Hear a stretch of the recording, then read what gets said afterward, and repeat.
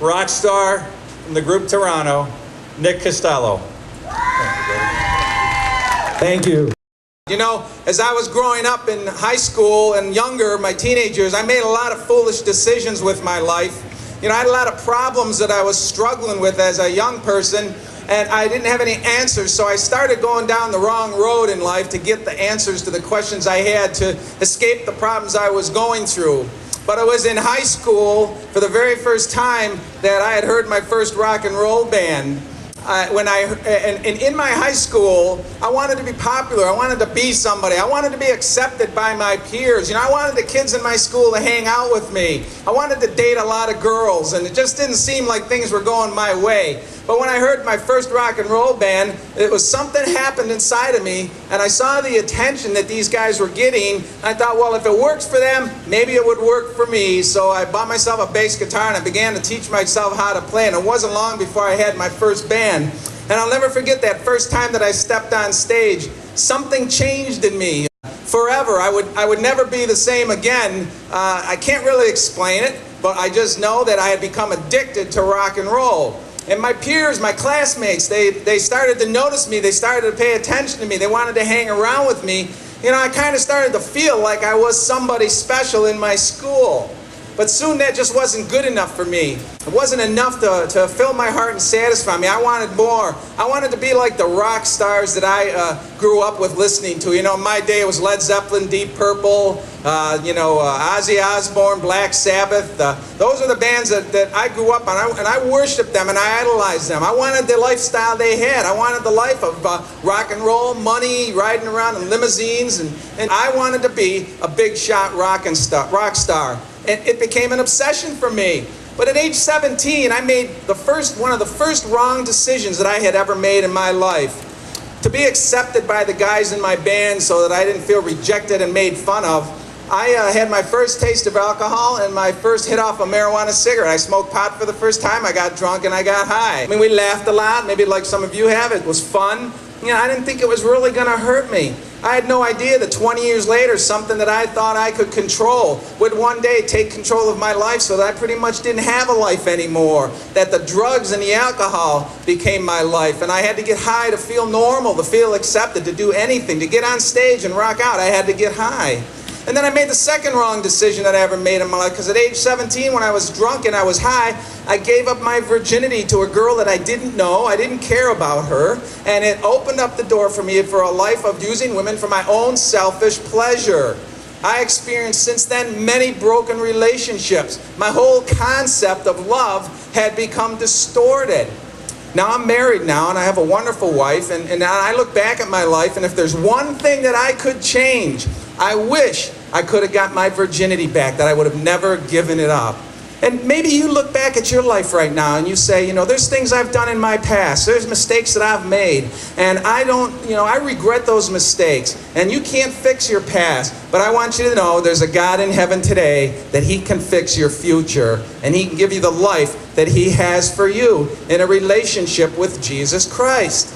Sex, drugs, and rock and roll became my way of life. If you ever heard of the rock band Kiss, the motto of my life was, I want to rock and roll all night, I want to party every day. And that's how I lived my life for almost 25 years. I moved to Hollywood, California to make it big, where everybody goes to hit the big time, only to find out that the competition was too steep for me. And the dream that I chased, I was chasing it so hard that it was becoming evasive to me. It was hard to catch, and I faced many disappointments, many frustrations. To escape my problems, I had no place to turn. So I'd go down to the store and I'd buy some Jack Daniels or Southern Comfort, and I'd drink myself into oblivion, and I'd look for uppers or downers, any kind of drugs I could find, until I got myself so high that I was numb to the pain. But you know what? Every morning when I woke up the next day, I still had the same struggles. I still had the same difficulties. Maybe you turn to alcohol or drugs. You're trying to escape some problem, some struggle, some shortcoming, some difficulty, some pain or some hurt that you have in your heart right now. And yet you wake up the next day with the same struggle and the same difficulty. Well, God loves you, and there's a God in heaven that can take that pain away. He can heal your wounded heart, as He did in mine. I had a friend as you've had many friends here, and some of you have come with a friend, and they saw my struggles. They invited me to church to hear about Jesus Christ, and for the first time, I heard about a God that loves me. I had grown up, I was used to going to church, forced to go to church with my mother. But here for the first time, I heard that God in the universe that created you, that created me, He wanted a personal relationship with me. He wanted my life and control of my life. That I needed first, in order to have that relationship and have the hope and the help that He offered, I needed first to give my life to Him, to give Him control of my life. But I didn't want to do that. Sex, drugs, and rock and roll. It called my name. It called out to me. I didn't want anybody telling me what to do. I didn't want to surrender my life to anyone. I wanted to be a rock and roll star. And so I said no to God that day, and it was without a doubt the worst decision I made. I eventually signed a major recording contract with a Canadian band named Toronto after the City at 7. I recorded on the first 2 albums, which went gold and platinum. And we were nominated for a Canadian Grammy. Went from playing in bars to playing in concert halls, playing before 20, 30,000, 40,000 people. Kids would line up in front of the record store to get my autograph, and my picture was in newspapers and magazines. And I realized one day when I walked on stage in front of 30, 40,000 people that I had attained my childhood dream. I had become a big shot rock and roll star. I was living the life that I wanted to live. It was life in the fast lane with a bad attitude. Nobody told me what to do, and I loved it. There was like this hole in my heart that I couldn't fill. And so the only thing that I knew to try and fill it was more drugs. So I got into cocaine and speed and amphetamines and barbiturates, and I was popping pills left and right and mixing everything. I can't even remember half of my rock and roll past that I had lived. But it was still, again, an only temporary fix. It trashed my life, and because it didn't fill that hole in my heart. And maybe, again, you're trying to fill a hole in your heart. Jesus Christ will fill that hole today. He's here to offer help. He's here to offer hope for you.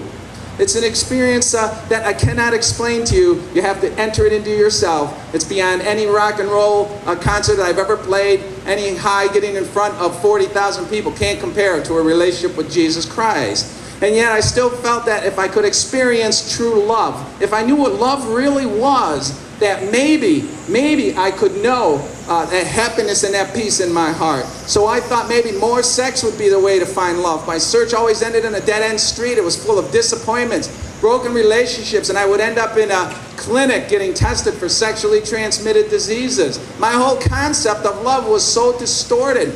And what I found is that having sex outside of marriage, any other way but God's way, it messed me up. I just confused sex with love. Now, I'm married to a wonderful Christian woman who loves God.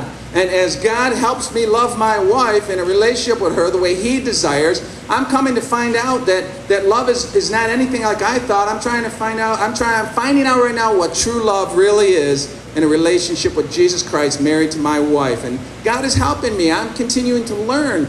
I was beaten down, worn out on a crash course with death. I decided to attend another religious meeting, and the evangelist Billy Graham, Franklin Graham's father, was speaking at. And that night, I went there and I heard the gospel again. And I heard that God loved me, that God wanted a relationship with me. And the reason my life was all messed up was because I was not living life God's way. I was living life my way. I was calling the shots. I was the boss of my own life. God wasn't. And the reason I had no hope is because I didn't have a relationship with Jesus Christ. And I wanted a new start. I was paying attention because my way, like maybe your way, wasn't working for me anymore, and I was willing to give it a try. So when the preacher Billy Graham asked me to come down front and asked us to come down front and make a decision for Jesus Christ, that day I went forward and I surrendered my life to Jesus Christ.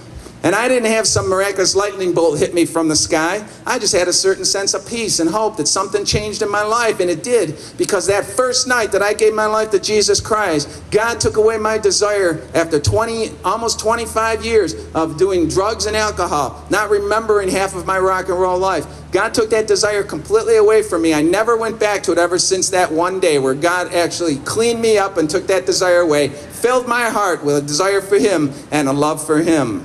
It's Jesus that filled the hole in my heart. And Jesus took away that desire. Jesus took my messed up life and he started to put the pieces back together back about 20 years ago. He redeemed my life. He's restored my life. He's done miracles in my life of my wife and I and our relationship. And he's everyday God for me. He brings me hope every day. He's with me in the storms of life. If I've lost my way, God redirects my steps. If I don't know which way to go, he shows me the way to go. He's with me in the good times. He's with me in the bad times. I want you to know that God is here for you too today.